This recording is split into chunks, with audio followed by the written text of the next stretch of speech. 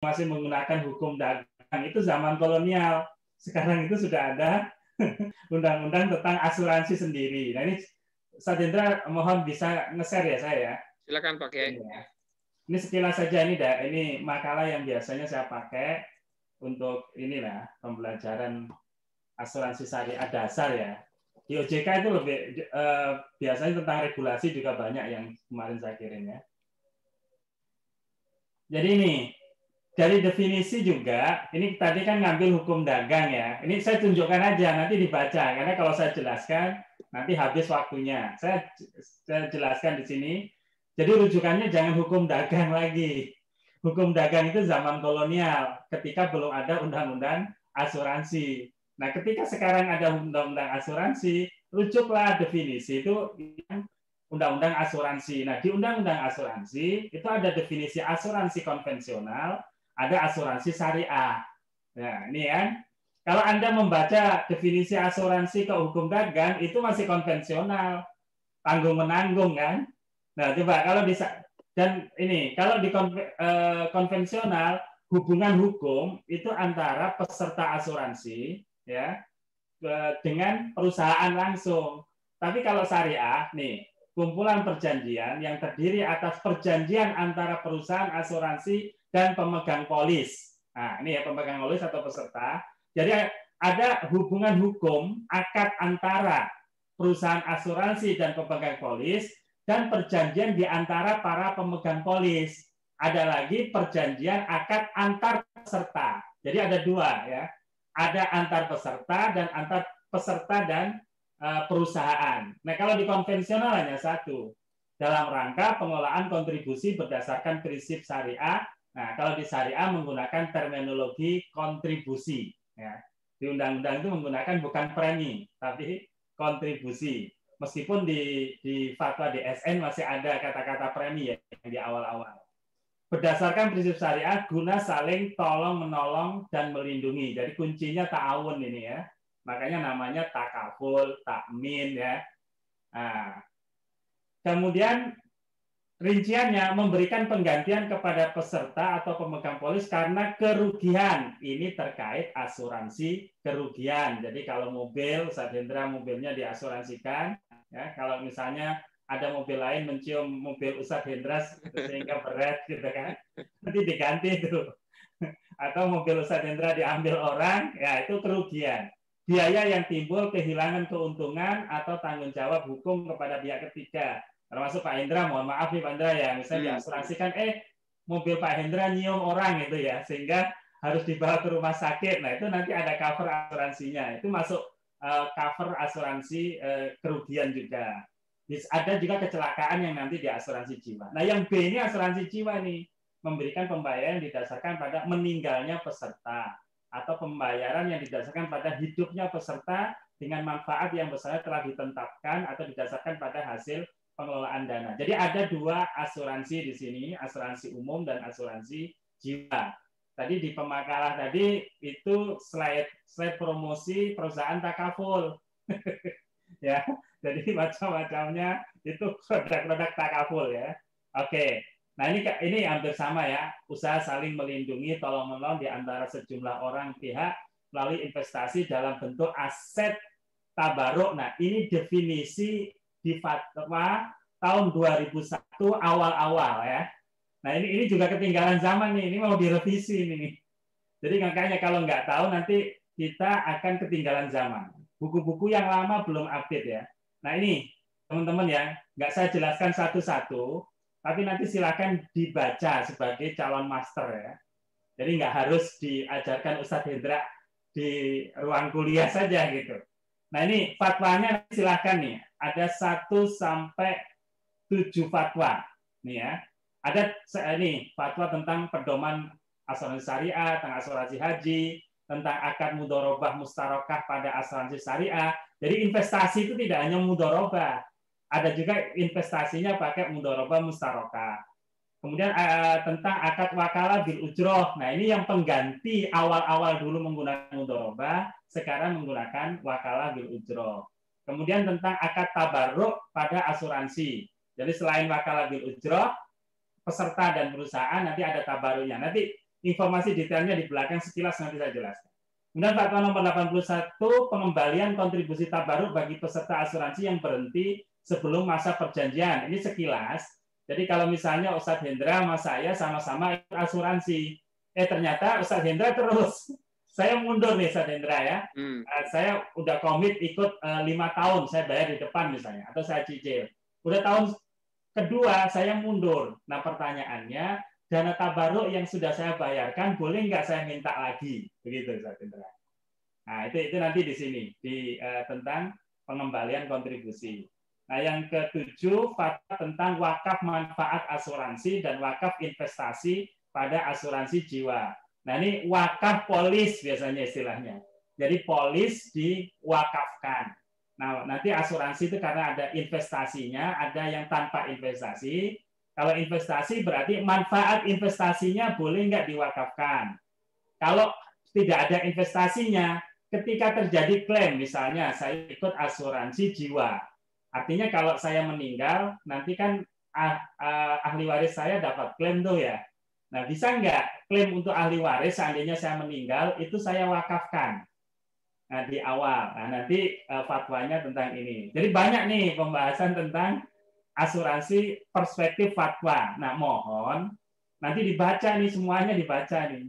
Nah, kemudian perspektif undang-undang. Nanti karena Anda masternya master NKRI harga mati, maka jangan lupa nih baca undang-undangnya juga. Nah, undang-undang tentang perasuransian nih 40 dulu sebelum ada undang-undang ini yang dipakai dasar itu undang-undang hukum dagang. Tahun berapa tuh? 1800 itu kakeknya Pak Hendra aja belum ada. Canggah. Siapa itu Pak Hendra? Canggah atau Wareng atau apa itu Pak Hendra? Nah, sekarang sudah ada 2004. Karena itu yang sudah ada di sini nggak perlu lagi nengok di hukum dagang. Apakah hukum dagang terkait asuransi masih ada yang relevan? Masih. Misalnya nanti prinsip-prinsip asuransi itu tidak ada di sini, adanya di hukum dagang. Nah, ini juga penting kita tahu untuk detailnya ya.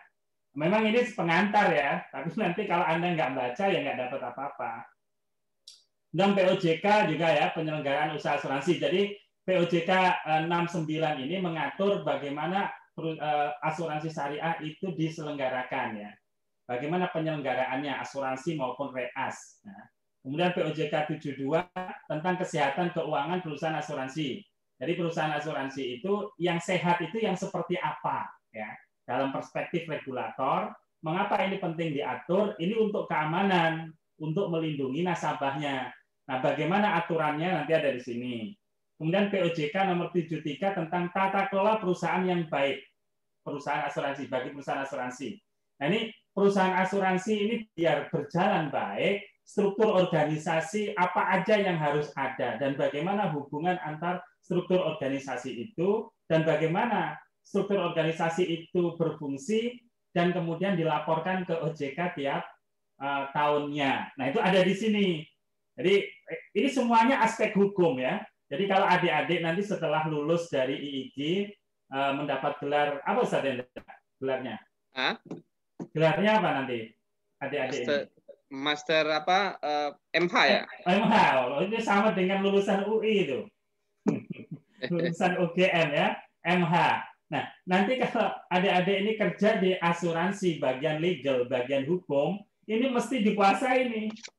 Dan masih banyak undang-undang yang lain. Nah, oleh karena itu, saya hanya menunjukkan aja. Karena ini pengantar ya, Ustaz Hendra. Nanti ada materi sendiri ya. Ada nggak hukum asuransi, Ustaz Hendra? Nggak ada, Pak K. Nggak ada? Tapi ada pilihan saya ada. Ada pilihan, ya. Oke. Kalau ini sih saya yakin tahu ya. Ini karakteristik asuransi syariah itu tujuannya nih maslahahnya, konsep maslahah hifdzuddin, hifdzun nafas, oke. Nah, konvensional juga sama. Konvensional itu juga ini hifdzul mal juga memelihara harta kan Ustaz Hendra tadi jelasin masalah risiko kan Ustaz Hendra. Risiko terhadap harta itu juga hifdzul mal. Hifdzul akal juga ada di asuransi. Yang nggak ada itu hifdzuddin. Prinsip-prinsip agama banyak dilanggar. Inilah nanti yang problem. Nah, makanya secara filosofi asuransi konvensional itu bisa sesuai syariah. Tapi secara operasional ini ada firdautin yang dilanggar. Apa itu? Maisir, gharar, riba, tadlis, haram, riswa. Nah, yang paling penting adik-adik itu harus mengetahui. Nanti silakan dibaca ya. Ghararnya di mana? Ya, kalau ditanya nih, ghararnya di mana konvensional itu harus bisa jawab. Maisirnya di mana? Nah, ini yang utama itu 3. Ribanya di mana? Ini sudah saya rinci semuanya. Nanti silakan dibaca ya, karena nggak cukup waktunya. Nah, ini yang paling mendasar untuk mendekonstruksi. Jadi konvensional itu bau api neraka. Di mana itu? Bau api nerakanya karena apa? Ada gharar, ada maisir gitu kan. Kemudian ada riba. Di mana ghararnya? Harus bisa jelasin nih. Di mana maisirnya? Nah, nanti silakan dibaca. Karena kalau dijelaskan satu-satu panjang. Saya hanya kasih kerangkanya aja. Oke ya. Nah, kemudian beda tadi udah banyak diuraikan, tapi ada yang salah tuh. Ketika akad syariah itu tidak hanya mudharabah, itu dulu, itu ketinggalan. Akad di syariah itu ada akad antar peserta, itu nanti tabarruk, akad peserta dan perusahaan nanti tijari, nanti uraiannya di belakang. Ya, kemudian kalau syariah transfer of risk nanti, konven transfer of risk, kalau syariah sharing of risk, tadi Ustaz Hendra sudah menjelaskan ya. Nah, investasinya kalau konven bebas, kalau syariah harus sesuai prinsip syariah. Jadi kalau diinvestasikan dana asuransi itu ke reksadana, harus reksadana syariah. Kalau ke saham, saham syariah. Kalau ke pasar uang, misalnya deposito, harus deposito syariah. Kalau di konven, yang penting nggak melanggar undang-undang. Kalau syariah, selain harus sesuai dengan undang-undang, harus sesuai dengan prinsip syariah. Nah, kemudian kepemilikan dana, kalau asuransi konven milik perusahaan, begitu kita bayar premi jadi milik perusahaan. Tapi kalau di syariah, dana tabarruknya itu bahasanya milik bersama peserta, bukan milik peserta. Milik bersama peserta. Perusahaan hanya memegang amanah. Nah, perusahaan dapat ujroh. Tuh, poinnya ya. Sumber pembayaran klaim, kalau terjadi klaim dari mana? Kalau konvensional dari perusahaan. Ya, kalau syariah dari dana peserta. Pertanyaan Mas Maimun tadi itu, gimana kalau dana pesertanya habis? Ya, Mas. Kalau dana pesertanya habis, di fatwa maupun di peraturan perundang-undangan yang POJK nomor 69 itu ditegaskan, kalau dana untuk tolong-menolong ini habis, maka perusahaan harus memberikan talangan, kod. Jadi sifatnya talangan, bukan mengcover perusahaan, bukan nggak tanggung jawab. Perusahaan tidak bertanggung jawab karena hanya mengelola. Selama udah dikelola dengan baik, ada kekurangan, itu tanggung jawab peserta. Tapi karena peserta secara kolektif bersama tidak memiliki dana untuk mengcover kepentingan peserta yang lain, maka perusahaan oleh regulasi, oleh undang-undang diwajibkan memberikan talangan. Siapa yang membayar? Kan itu pertanyaannya. Yang membayar adalah peserta berikutnya. Nah, ketika nanti berikutnya kan ada lagi yang bayar ya. Nah, nanti diantaranya untuk nyicil talangan tadi ke perusahaan. Begitu. Pertanyaan berikutnya dari sini ya. Kalau surplus gimana? Kalau lebih, gitu ya. Nah, kalau lebih milik peserta, bagaimana caranya? Nanti ada aturannya di belakang ya.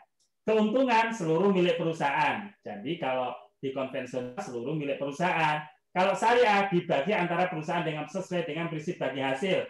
Nah, ini kalau akadnya mudharabah ya. Ini kalau akadnya mudharabah. Nanti kalau akadnya bukan mudharabah, di bawah ada uraian detailnya. Oke. Ini jenis asuransi, nanti silakan dibaca, ini gampang bacanya ya. Nanti silakan Anda dalemi karena panjang nih. Nah, ini jenis akad, ini yang penting ya, akad nih. Tadi saya bilang, akad itu ada dua hubungan akad. Pertama, akad antar peserta. Nah, saya ilustrasikan ke teman-teman yang boleh jadi, mohon maaf yang sudah pernah belajar ya, yang baru belajar. Jadi asuransi syariah ini, Ustadz Hendra ya, misalnya seperti kita ini ada berapa orang nih? 1, 2, 3, 4, 5, 1, 2, 3, 4, 20, 22 Ustadz Hendra ya. Anggap aja Ustadz Hendra mahasiswa, saya juga mahasiswa Ustadz Hendra.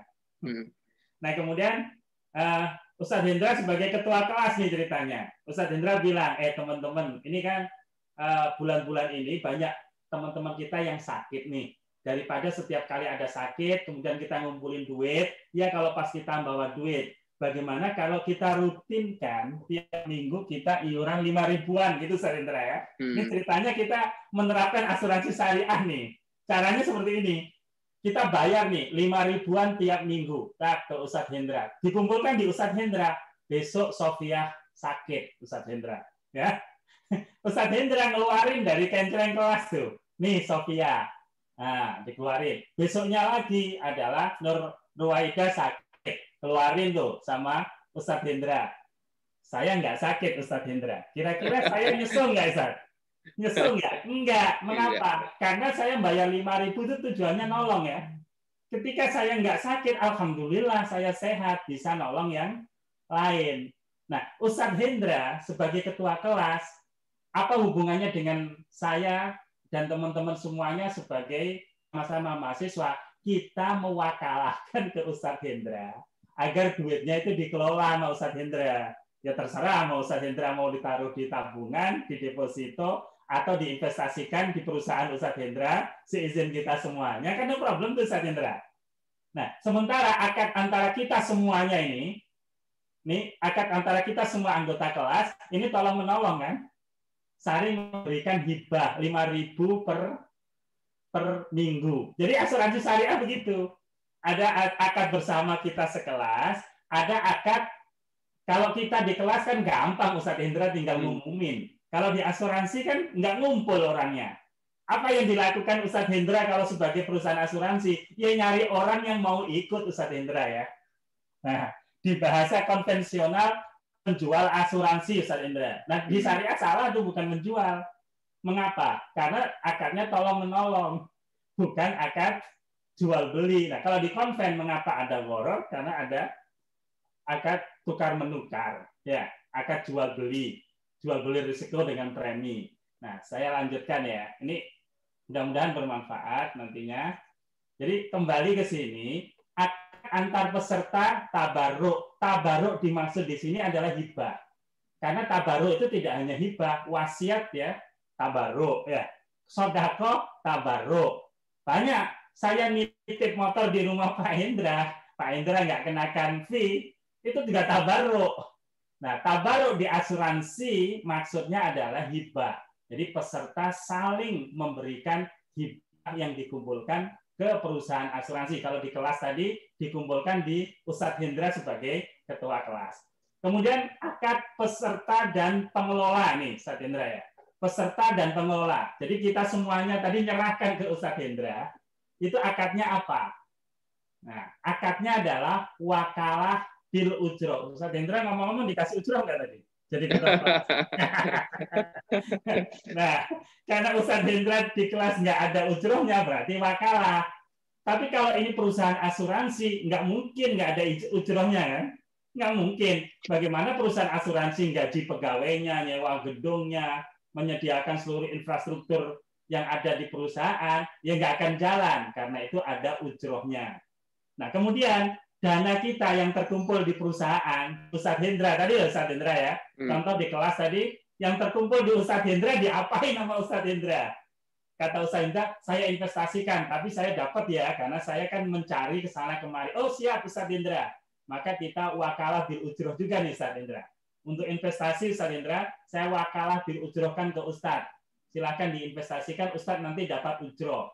Atau Ustadz Hendra, ini duitnya silakan Ustadz kelola dengan mudharabah. Siap, nanti duitnya sama Ustadz dipakai usaha Ustadz Hendra ya. Bagi hasil antara Ustadz Hendra dan kita sebagai peserta Ustadz Hendra. Atau mudharabah musyarakah, karena Ustadz Hendra ini bukan hanya megang duit asuransi, perusahaan Ustadz Hendra juga ada. Nah, digabung sama Ustadz Hendra. Selain sebagai mudharib, Ustadz Hendra juga menyertakan modalnya. Itu mudharabah mustarokah. Nanti lebih jauh di akad-akad syariah belajar teman-teman. Jadi teman-teman saya ulangi, di asuransi itu ada akad antar peserta tabarruk, akad peserta dan pengelola ya untuk pengelolaan risiko pakai wakalah bil ujroh. Ini yang sekarang nih ya. Kalau dulu semuanya mudharabah tuh di buku yang tadi dibaca oleh pemakalah yang ditampilkan itu hanya mudharabah aja. Nah, ini sudah berubah sejak adanya fatwa ini, teman-teman ya. Nanti makanya tadi saya bilang buku-buku lama itu sudah kedaluarsa. Jadi mulai fatwa ini, fatwa nomor 52 2006. Jadi sejak 2006 itu sudah berubah. Buku-buku yang di bawah 2006 pasti pakai mudharabah seperti skema awal-awal yang di Malaysia juga. Nah, Malaysia juga sekarang sudah berubah. Dubai dan lain-lain Timur Tengah juga sudah berubah menjadi wakalah sekarang. Di awal-awal aja dulu menggunakan skema mudharabah. Nah, sekarang sudah seingat saya sudah tidak ada, meskipun di POJK masih disebutkan kemungkinan menggunakan akad mudharabah. Tapi bagi perusahaan asuransi tidak menarik. Gitu. Oke ya. Itu uraian singkatnya. Nah, ini hanya hubungannya aja. Ini uraian detailnya ya. Antar peserta itu seperti ini. Jadi saling tolong-menolong ngumpulin duit seperti tadi di kelas ya. Nanti duit ini dipercayakan ke perusahaan asuransi. Kalau di kelas tadi dipercayakan ke Ustadz Hendra. Kalau kebetulan pakai wakalah bil ujroh. Kalau ke Ustadz Hendra dengan wakalah aja karena Ustadz Hendra duitnya banyak gitu kan. Nggak perlu dikasih ujroh. Nah, ini wakalah bil ujroh untuk apa? Ini nanti rinciannya ya. Silakan didalami lagi karena ini panjang nanti. Oke. Wakalah bil ujroh itu mungkin bagi mahasiswa kita yang baru belum paham itu. Wakalah bil ujroh. Ma makna wakalah bil ujroh gitu. Ya, misalnya nih Ustadz Hendra ya, gampangannya Ustadz Hendra, saya titip ambilin duit Ustadz Hendra ya ke Blok M gitu ya. Ini kan wakalah nih. Saya minta ke Ustadz Hendra mewakili ngambil duit. Kata Ustadz Hendra, siap Pak Azhar, saya siap bantu. Oke, saya bikin surat kuasa, saya kasih Ustadz Hendra ngambil duit, wakalah aja. Ustadz Hendra, Ustadz ini nggak bayar, nggak usah. Oh, soleh banget Ustadz Hendra nggak mau dibayar. Gitu. Tapi beda Ustadz Hendra, kalau Ustadz Hendra bisa nggak ngambilin uang ke Blok M? Bisa. Pak Ustadz berani bayar berapa? Nah, berani bayar berapa? Oke, Ustadz, tolong nih ini ya. Wakili ngambil duit, Ustadz Hendra nanti saya bayar 500.000. Nah, ini ujroh, Ustadz. Jadi wakalahnya dengan fee. Nah, itu sederhananya. Jadi perusahaan ketika mengelola dana peserta tadi, perusahaan dapat fee, gitu ya. Nah, ini alurnya nih. Ini alurnya sekilas ya. Jadi nasabah membayar premi atau kontribusi. Nanti kontribusi ini dibagi menjadi dua. Ya. Satu untuk dana tabaruk, tolong menolong antar peserta. Ini tabaruk. Oke ya, alurnya.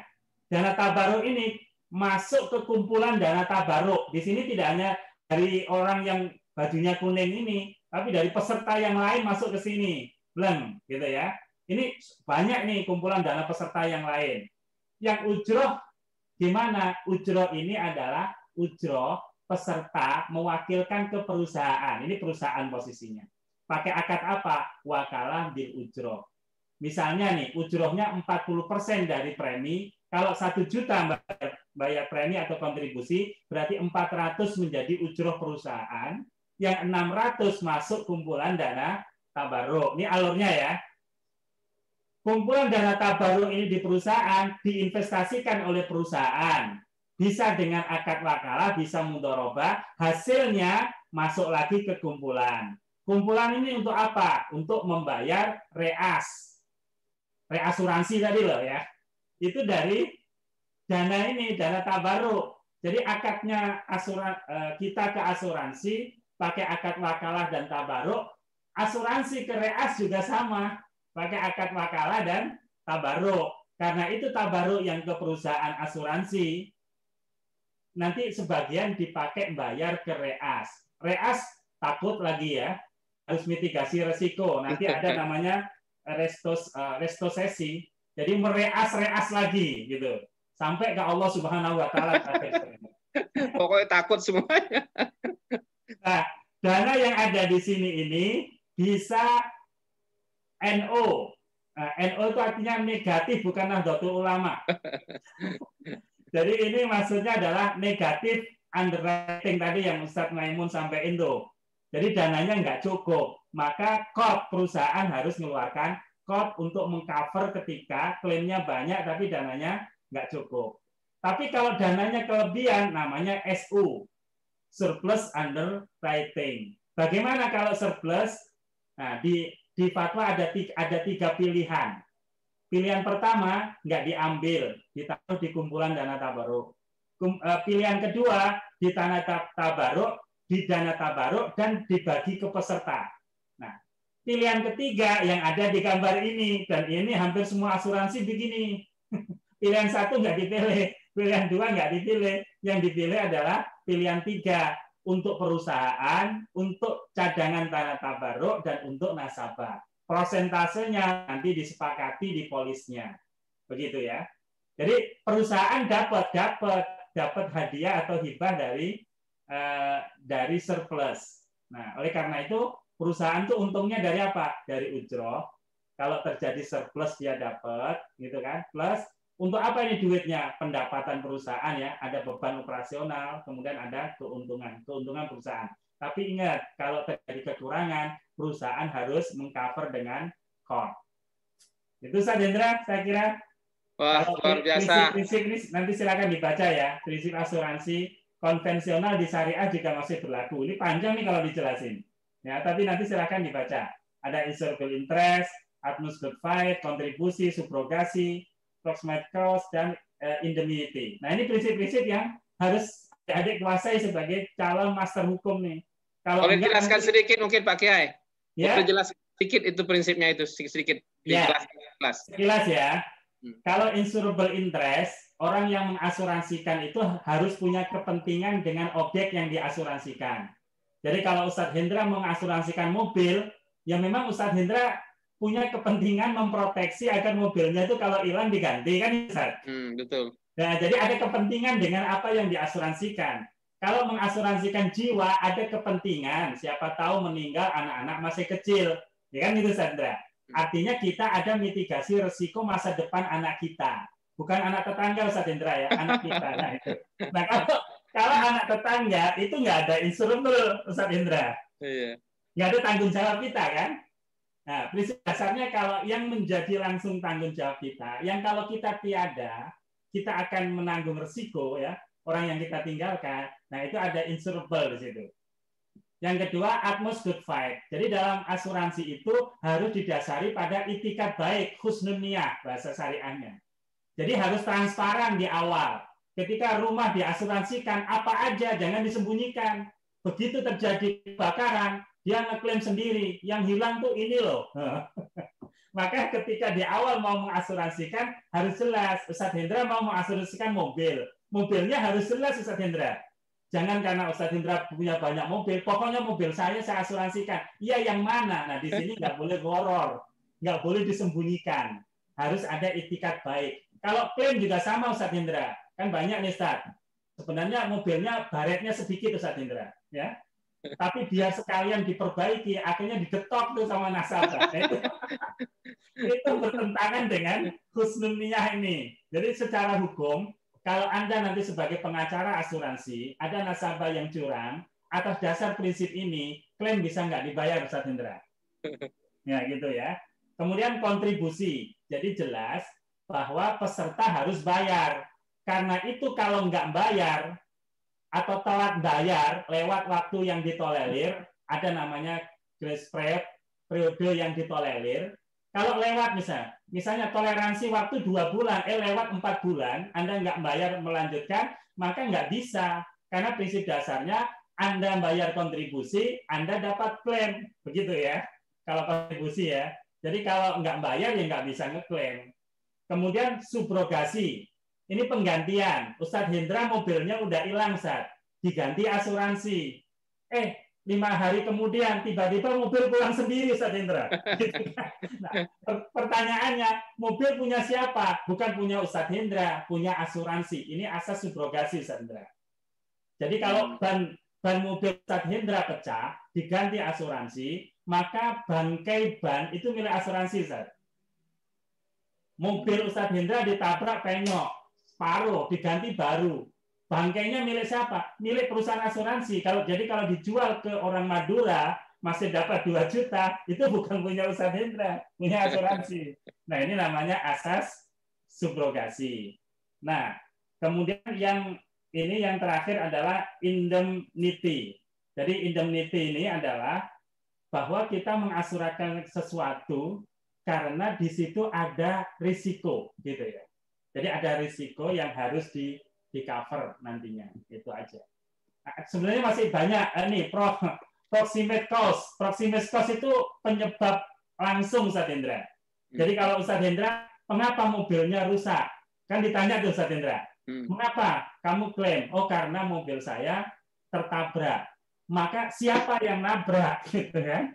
Nah, ini kan ditanya itu, apakah antara yang nabrak dengan kerusakan itu ada hubungan langsung atau tidak? Maka ketika nggak ada hubungan langsung, nanti nggak bisa diklaim, Ustadz Hendra. Nah, saya kira itu ya. Nanti detailnya silakan dibaca. Itu uraiannya. Saya kira itu, Ustadz Hendra. Mohon maaf.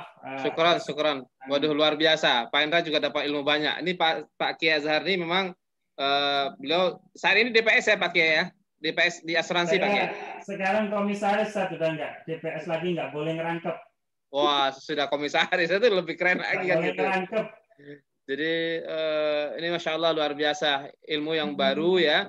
Nah dari guru-guru kita yang